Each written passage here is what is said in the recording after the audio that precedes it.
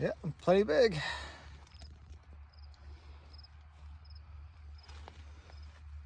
You could sleep a couple guys our size in here. It'd be a little tight, especially with gear. Okay, we're gonna try this Seek Outside DST Tarp out.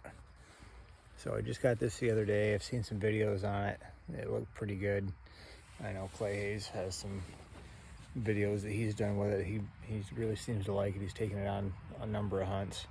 I did seal the seams up like they tell you to. They send you a pretty generous thing of sealant. And so I just set this thing up out on the edge of my field, and it's supposed to get down to about 40 degrees tonight. So not super cold, but cool. Typical early season elk weather, where you're 70s during the day and maybe 30s, 40s at night. And so we're gonna see how this does. I'm carrying the gear that I would normally have. I've got my hunting clothes on. So I've got merino wool base layers from Origin, along with their nylock pants. Underneath the merino wool hoodie, I've got the Tetralock long sleeve.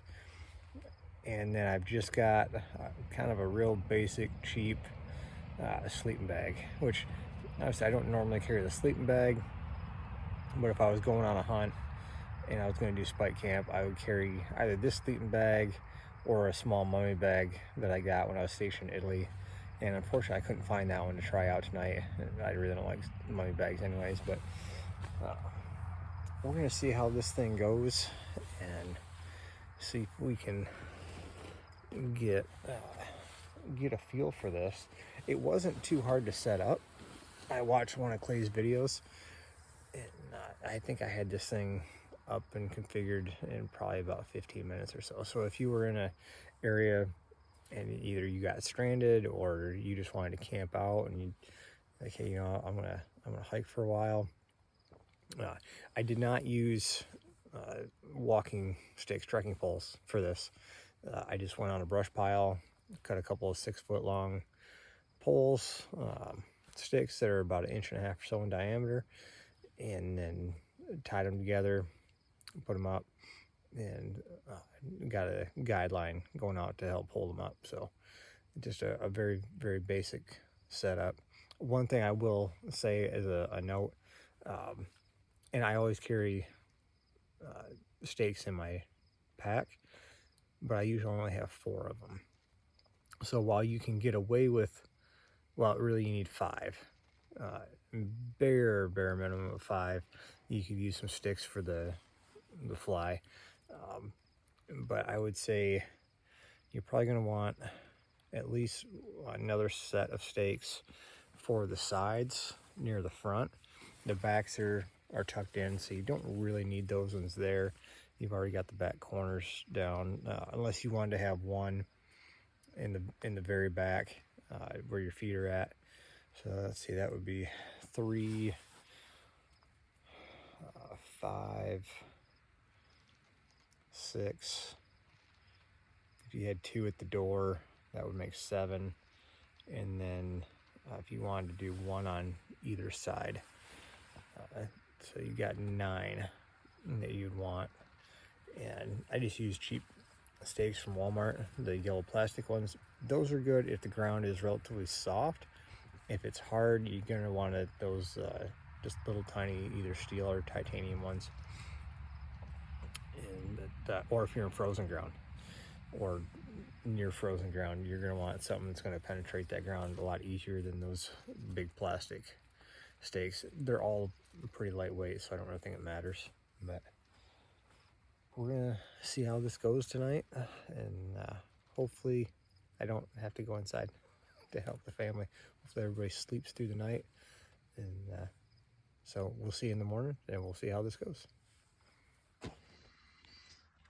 Well, we got our first little bit of issues. There's a lot of condensation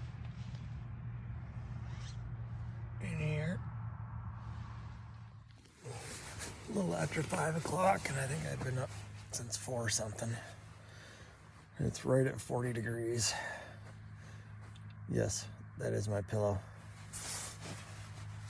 I carry a pillow with me when I'm out hunting because it's small, lightweight, and if I want to take a nap, doggone, I'm going to be comfortable. So, overall, the night wasn't too bad. The sleeping bag is not quite what I would like. I almost had to put my puffy jacket on. No, but I don't know if you can see the thing behind me here. There we go. So this thing does have ventilation of a sort. Let's see if I can get that light right there. We go. So I looked at the weather, and apparently we're about 91% humidity. That may have something to do with the condensation on the inside. So when I woke up about 4:30 or maybe even before that, rubbed the side of the walls here, the tarp walls, and I was like, man, that is really wet. And so I don't think that's all from my breath. I think that's just outdoor humidity. But other than that, it was a pretty good night. I've got to get up so I can go get some produce this morning. This is Labor Day weekend, so it's a big weekend. I'm just going to leave this up, let it dry out, and then take it down later on in the day after it's fully dried, pack it back up. We'll get things going. So I'll throw a few pictures and maybe a little more video up just so you can see what it looks like in the light, and go from there. Just for an idea how heavy our moisture was last night.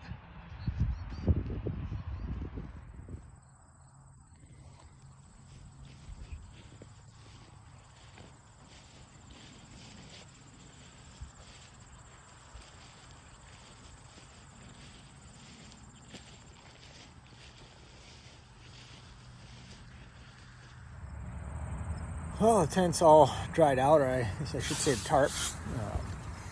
So the way I did it last night is I put down my emergency tarp, which is reflective, to try to keep some of the cold from the ground down and keep my body heat up, as well as give me a little bit more of space in between as far as vegetation, because that tarp's a little bit heavier duty. Now, the one thing I wanted to ask you guys about, those of you that have more experience than I do, the condensation in here. Was that just because I had an extremely high humidity? Or was that because I was sleeping in here and didn't have good ventilation? Now it's daylight. That was my ventilation. So I got a good 3 to maybe even 4 inches from the top all the way down to the bottom. So there was airflow. Stuff was able to escape out the top, but as you saw, there was still a lot of condensation on the inside of here, and as you saw on my truck this morning. So, am I going wrong, or is it just the weather? And there's nothing we can do about the weather. So, leave some comments down below. I'm interested to hear your opinions, and I hope you enjoy this short review on the Seek Outside DST Tarp. Happy hunting.